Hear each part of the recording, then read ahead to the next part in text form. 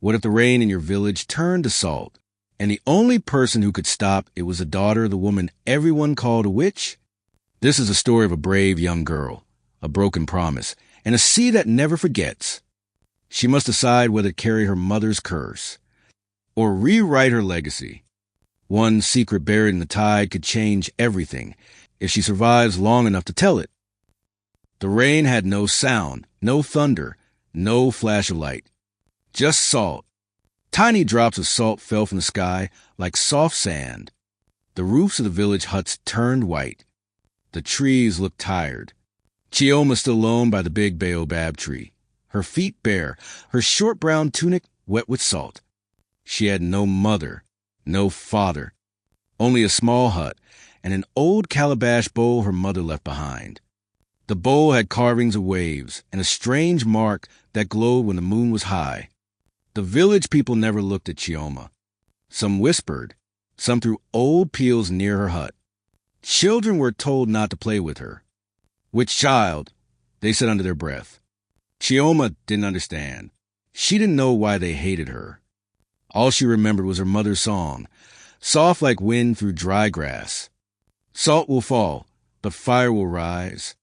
The sea will speak, and truth won't hide. Chioma sang it sometimes, only when no one was near. One night, when the salt rain was heavy and her small fire had died, Chioma heard a soft voice from the sea. It called her name, but not loud, not scary either, but deep and slow, like the tide pulling a secret. She ran outside, feet slipping on salt. The village was asleep. The trees looked like white ghosts, but the sea was shining. The waves were not angry. They were waiting. Chioma walked closer, and the voice came again. Your mother was not what they told you. A wave rose high. In it, Chioma saw a woman with long black hair and eyes like the ocean before dawn. Mama? Chioma whispered. The wave fell. The voice was gone. Chioma didn't cry.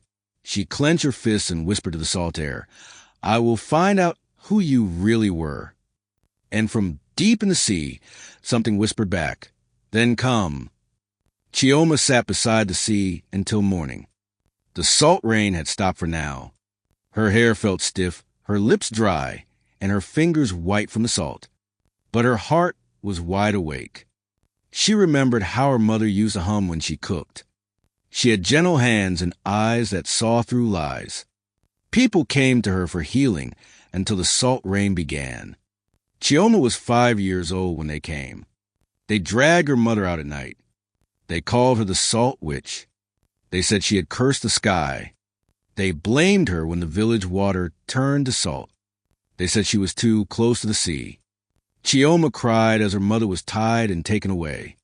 No one helped. No one spoke. The next day, her mother was gone. They said she disappeared in the waves. Now the waves are talking again. Back in her hut, Chioma took out the old calabash bowl.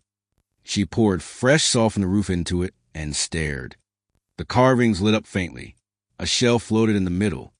Not just any shell. One with a swirl like an eye and a small crack. She had seen it before, in her dreams. That night, she walked to Elder Silas's compound. He was the oldest man in the village and knew many things.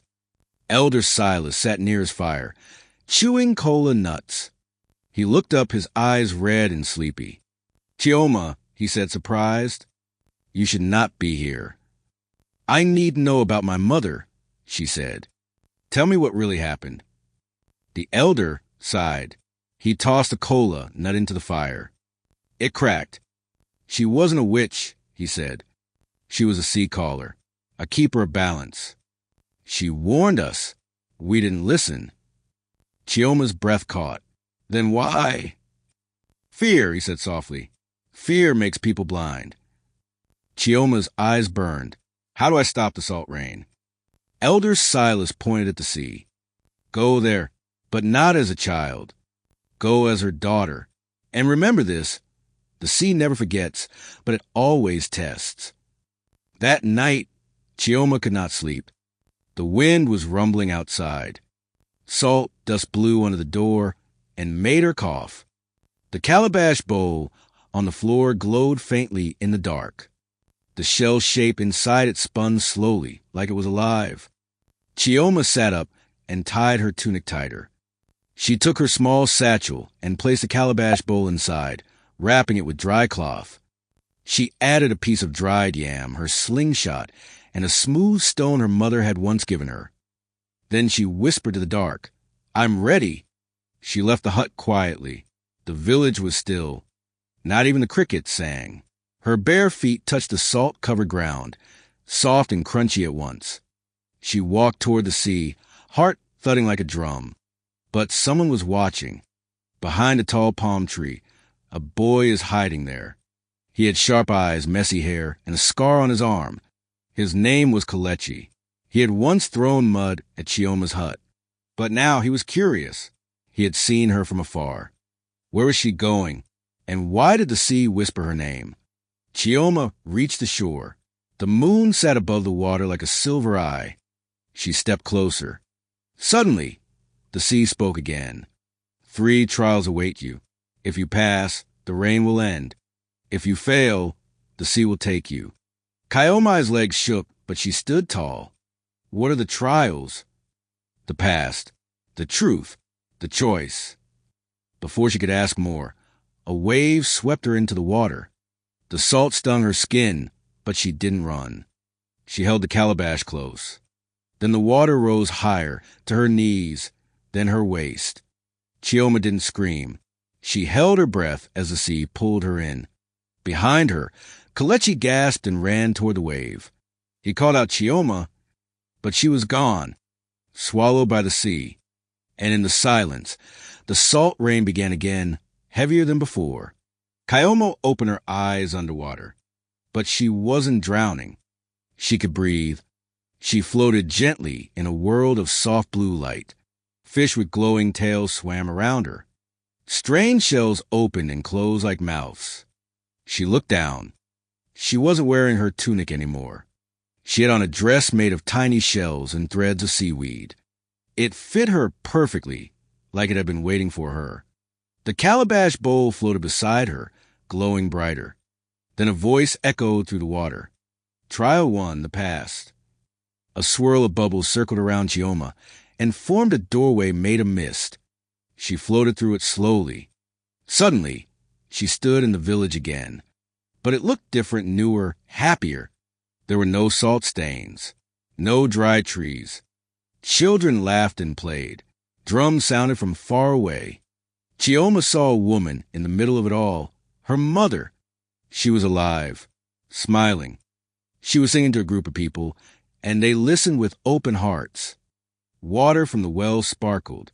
Flowers grew near her hut. Everything was full of life. Then the sky darkened. A black cloud rolled in. People screamed. Salt rain began to fall. The children cried. Witch, someone shouted. No, another yelled. She warned us. But fear was louder than truth. Chioma's mother stood in the rain, arms open, trying to speak. But the crowd ran. Some threw stones. One hit her on the shoulder. She fell. And then they came with ropes. Chioma cried out, "Stop! Stop it!" But no one heard her. She wasn't really there. She was only watching. The mist returned and pulled her out of the vision. She floated alone again, heart heavy, eyes full of tears. The voice spoke once more. Do you see now? Truth is not always loved. Even those who protect can be destroyed by fear. Chioma wiped her face. She was good. She tried to help. The water shimmered around her, soft and sad. Then the voice whispered, "Will you still follow her path?" She nodded. "Yes, I will finish what she started." The calabash glowed again. A path of light appeared beneath her. Then walk into the second trial. She stepped onto the glowing path. Her feet made no sound. The sea around her grew darker, but the light beneath her stayed strong. The voice returned. Trial 2, the truth. A large shadow appeared ahead. It was a mirror, but not made of glass. It was water held in place, still and flat like a window of silence. She walked up to it. She saw herself through it. But the face in the mirror was not just hers. It changed. One moment, it was her mother's face. Then it was her own face, but older, with eyes that held storms. Then it was something else, something strange. A woman with salt white hair and skin that glowed like pearl. Chioma stared. Who is she? The voice whispered. That is you, if you become the salt witch. Chioma blinked. But I don't want to be a witch. Which is what they called your mother. What she truly was is a keeper, a voice of the sea, a protector of balance. But the title comes with power, and power brings danger. Chioma stepped closer. Will I become like her? Only if you choose truth over fear. Every truth has a cost, the voice said. You must choose who you are. The truth lives inside you, even if others cannot see it. She looked deep into the mirror. Her reflection stared back, not afraid. I choose to be who I am, not what they name me. I will carry the sea's truth. The mirror melted into bubbles. The voice whispered, Then you are ready for the final trial, the choice. The glowing path led downward, into a deep cave of blue stone. Chioma followed, holding the calabash tight. The blue cave was silent.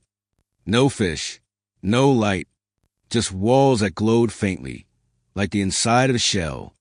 She walked slowly. Her heartbeat echoed in the water. The calabash pulsed gently in her hands, its carvings now moving like they were alive. She whispered, I'm not afraid. But she was not of the sea and not of the darkness. She was afraid of the choice. The path ended at a large stone gate, shaped like a spiral, the same spiral as the shell from her dreams. It opened with a soft groan as she stepped forward. Inside was a chamber, round and wide. Floating in the middle was a single stone platform, and on it were two things. A crown made of coral and salt crystal, and a small wooden drum, carved with ocean waves. The voice returned. This is a final trial, the choice. Chioma floated closer. The crown shimmered with power. The drum sat still, playing quiet. The crown will give you full control of the sea, said the voice. You can stop the salt rain, rule the tides, and punish those who wronged your mother. Chioma reached toward it, but paused. The drum, the voice continued, holds your mother's last song. If you play it, you will become the next keeper. But not with power, only with purpose. You will guide, not rule, protect, not punish. You will carry her spirit, not her anger. Chioma's hand shook. She looked at the crown. It was sharp, bright, beautiful, strong. Then she looked at the drum. It was gentle, simple, old, true. She thought of the villagers, the ones who were cruel, the ones who were scared, the ones who stayed silent. She thought of the children, the land, the rivers. She thought of her mother. She stepped forward, picked up the drum, and held it to her chest. I choose the song. The chamber lit up. The sea spun around her in golden light. The voice whispered, Then the sea accepts you. Chioma closed her eyes and played. One soft beat. The salt began to rise from the earth. The clouds above the village trembled. And far, far away, someone whispered, She has returned.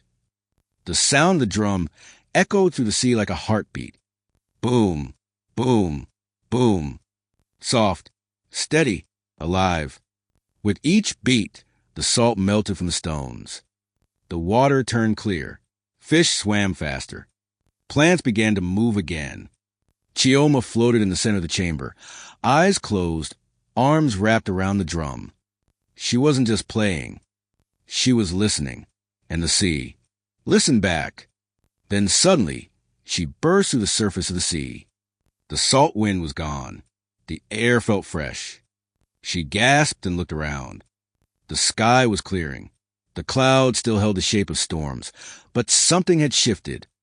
It was morning. She floated near the shore. Her hands still held the drum. The calabash bowl bobbed beside her, now full of clear water. Inside it, the spiral shell glowed with soft light. And on the shore, someone stood. Kalechi. He had waited. He stared at her with wide eyes. You came back. She swam to the shore slowly. Her seaweed dress shimmered like fish scales. Her feet touched land again. I went through the trials, she said. Kalechi's voice shook. The rain. It stopped. It stopped the moment you played the drum. She nodded. It's not gone, but it's sleeping now. I followed you to spy on you, he said. But I heard the sea whisper your name. She sat beside him. She looked at the village in the distance. People were stepping out of their huts, blinking at the sky. The old chief stood still, mouth open, salt powder on his robe. They will fear you, Kalechi said quietly, just like they feared her. She looked down at the drum.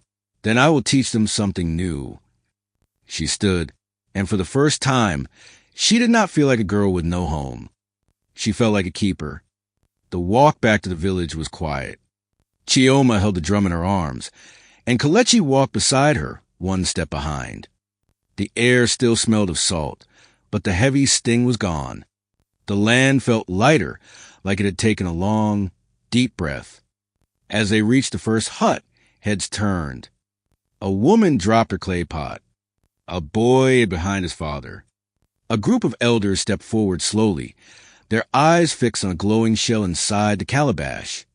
They knew. One of them, a tall man with a curved walking stick, whispered, "She carries a spirit."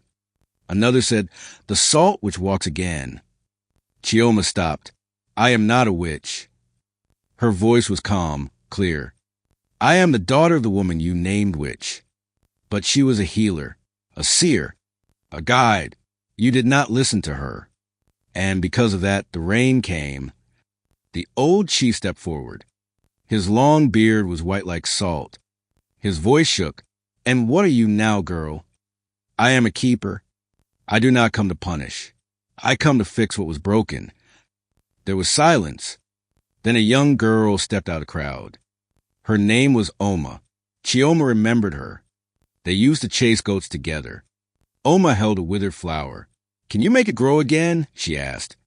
Chioma knelt down and touched the flower gently with her fingers, then tapped the drum once. Boom! The petals returned to life slowly. The color returned. The leaves turned green. Gasps filled the air. The children ran forward. They touched Chioma's dress, her hands, her drum. "She's magic," one whispered. "She's good," said another. But not all faces were kind. The chief frowned. "Magic always comes with danger. You are too young. You do not understand balance." Chioma stood up. "Then teach me, or stay silent and watch me restore what you let rot." The elders looked at each other. No one spoke. Chioma walked past them, toward her mother's old hut. The door was still there, but the roof had fallen in. The walls were cracked. The herbs were gone. She stood in front of it and said, "I will begin here," she said. And the ground beneath her hummed, like it had been waiting. The hut stood silent, like an old song no one remembered. She stepped inside, careful not to break anything. A small wooden bowl lay in the corner, half covered in dust. A strip of faded cloth hung from a broken beam. Dried herbs were scattered across the floor. She closed her eyes and breathed in. "I'm here, Mama," she whispered. The drum pulsed gently in her hands. Boom! The wind outside picked up. The calabash water shimmered. The shell inside gave off a soft golden glow. Kalechi stood at the doorway. "Is it safe?" Chioma nodded.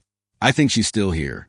Then she opened the calabash and poured a drop of the glowing water onto the floor. The earth drank it in. A light spread through the cracks. Slowly, vines crept up the walls. The roof groaned. The wood shivered. Then, with a soft crack, a new beam grew out from the center, twisting like a tree branch to hold the roof. The villagers outside gasped. The air filled with sweet smells, pepperleaf, bitterroot, lemongrass. Kalechi whispered, "You're rebuilding the hut." "No," Chioma said, standing. "The hut is rebuilding itself. I just woke it up." Then from the shadows, a voice spoke. It wasn't loud. It was like the hush of the sea before a wave. "Chioma." She froze. Her head turned slowly toward the far corner of the hut. A shape moved, just the edge of it. Then the voice again.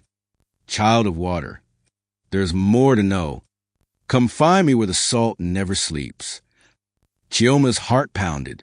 She looked at Kalechi. "Did you hear that?" He shook his head. "I only heard the wind." But it wasn't the wind. It was her mother, calling from the place where salt never sleeps. Chioma stepped outside, eyes full of wonder and fear. The sea was calling again. And this time, it was not just trials waiting. It was secrets. But as the salt faded and the village took its first breath of peace, one shadow still waited beneath the waves.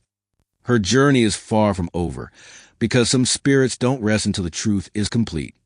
What do you think about the story? Please share your thoughts in the comment section. I would love to read from you. There is another very interesting story I will be uploading in a few days.